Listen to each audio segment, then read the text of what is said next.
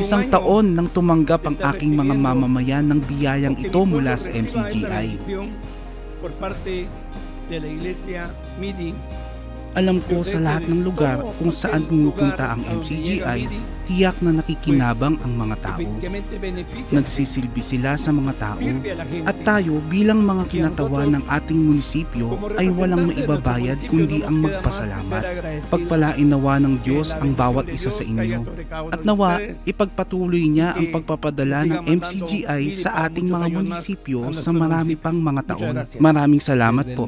Mula sa sandaling pumasok kami sa lugar na ito, nadama namin ng isang napaka-espesyal na pagpapala dahil sa diwa ng paglilingkod at pagmamahal na inihahatid niyo sa amin sa lahat ng mga taga-Guatemala. Maaaring nilikha tayo ng Diyos na may iba't ibang wika, kultura, katangian, pero ginawa niya tayo na may isang puso. At ngayon ay isa pang patunay na sa pamamagitan ninyo, natuto kami ng gusto ng sabihin ng Panginoon, yamang inyong ginawa sa isa dito sa aking mga kapatid, kahit sa pinakamalit na ito ay sa akin ninyong ginawa. Salamat at naging bahagi kami ng gampaning ito. Ang San Andres, tulad ng lahat ng munisipalidad ng Petén, ay ang inyong tahanan. At nais kong ipahayag na nananalangin ako sa Diyos na pagpalain kayo palagi sa lahat ng mga bagay na nagawa ninyo para sa Guatemala. Maraming salamat.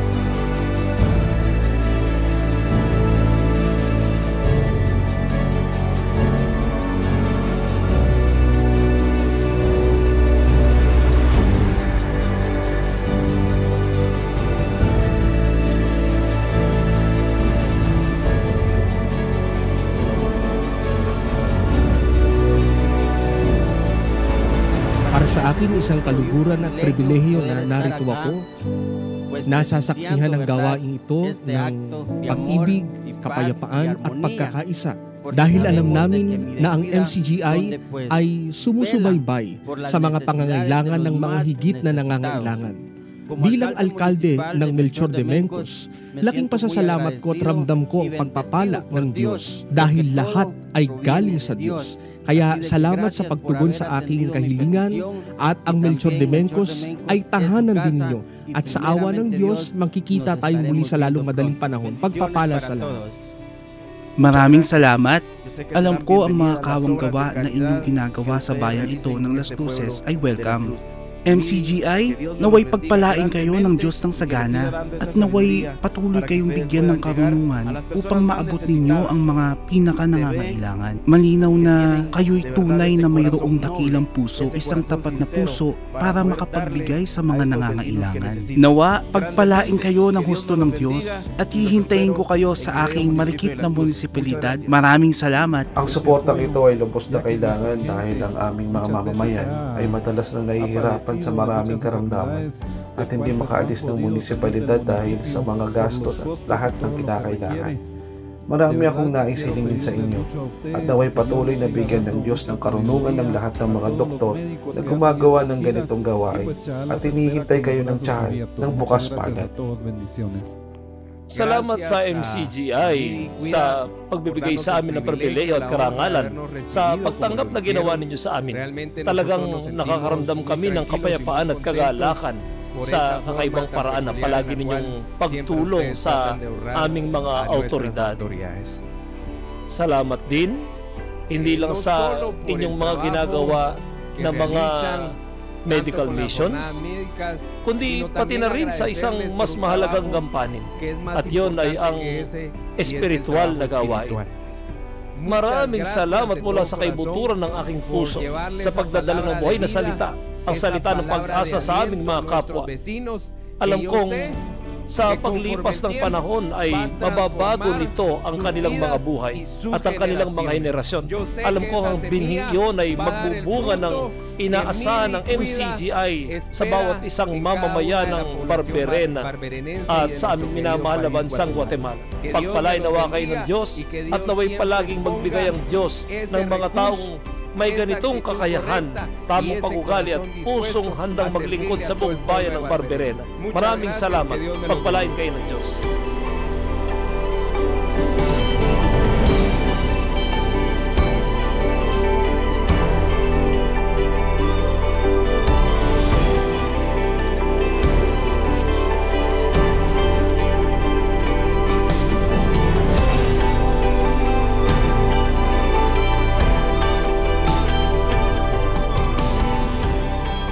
Ang MCGI ay isang tunay na natatanging grupo, isang fraternal na yakap mula sa munisipalidad ng Morazan para sa bawat isa sa inyo. Naranasan namin na makasama kayo sa gawain noong 2024. Isang malaking tulong ang dumating sa aming munisipalidad. Kayo ay isang halimbawa na dapat sundin sa serbisyong iyon sa kabutihang loob para sa sangkatauhan. Dahil kayo ay mula sa ibang bansa na naglilingkod sa aming mga tao. Inuulit ko, lubos kaming nagpapasalamat para sa lahat ng suporta na ibinigay ninyo sa amin. Ngayong araw na ito, narito kami kasama ninyo at nakikita namin ang maraming pamilyar na mukha sa inyo na nagbibigay sa amin ng isang ngiti ng pakikipagkapatiran, ng pakikipagkaibigan at umaasa kami na ang lahat ng ito ay patuloy na mauulit sa munisipalidad ng Morazan dahil patuloy namin kayong hintayin ng bukas na palad. Pagpalain nawa kayo ng Diyos. Maraming beses na sinasabi natin ang isang bagay at ginagawa ang iba. At kayo ay nagturo sa amin na nangangaral sa pamamagitan ng halimbawa. Ang halimbawa ng pagtulong, ng pag-abot at pagbibigay pansin sa mga taong nangangailangan. Sa halapa, naging kaluguran namin ang inyong presensya sa dalawa sa aming mga munisipalidad.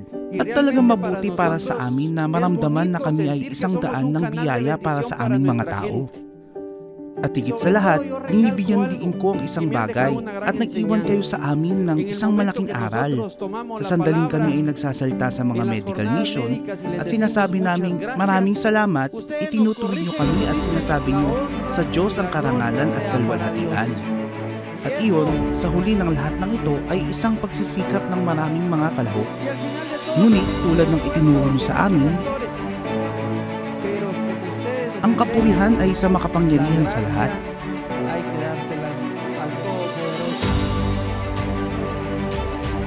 Masaya din kaming personal na makita ang kapatid na si Daniel Razon, na isa sa mga haligi ng gampanin ito. Gusto kong sabihin mula sa aking buong puso, welcome sa bansang Eternal Spring, Guatemala. Pagpalain nawa kayo ng Diyos.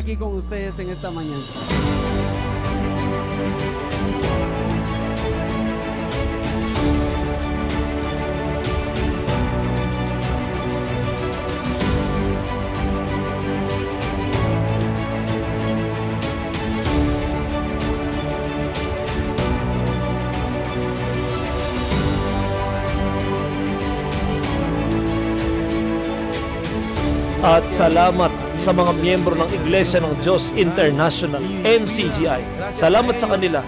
Kami ay nakapaglilingkod ng buong puso sa mga mamamayan. Hindi ko kayang bayaran ang lahat ng nagawa nila para sa Departamento ng Progreso. Kami ay nakatulong sa higit na 14,000 pasyente sa departamento. Salamat sa kanila. Kami ay naroroon at patuloy na maglilingkod sa pangalan ng Diyos.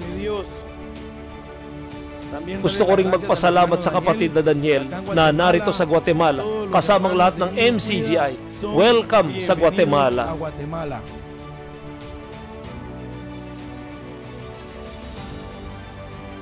At nais kong magbigay ng isang maikling mensahe kay kapatid na Daniel at sa lahat ng MCGI. Maraming salamat sa lahat ng inyong ginagawa sa aking marikit na bansa. Salamat.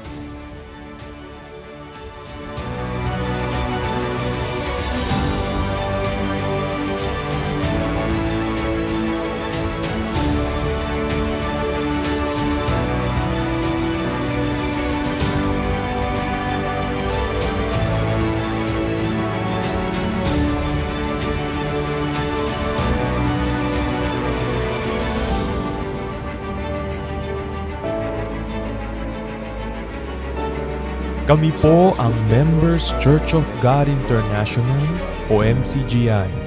Ang Diyos po ay marunong tumanaw sa mabuti na ating gagawin sa kapwa, lalo na kung ito ay ating ginawa sa mga dukha.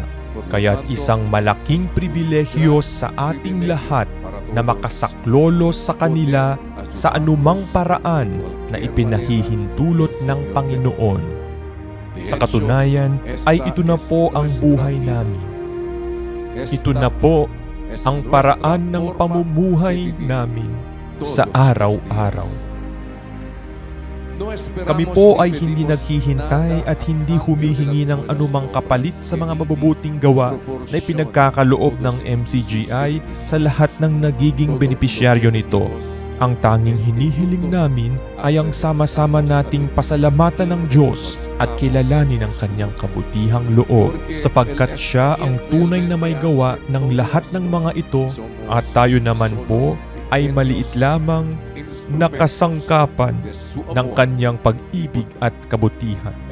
Pinakamatamis po sa amin na marinig mula sa lahat na magsabi, "Salamat po sa Diyos."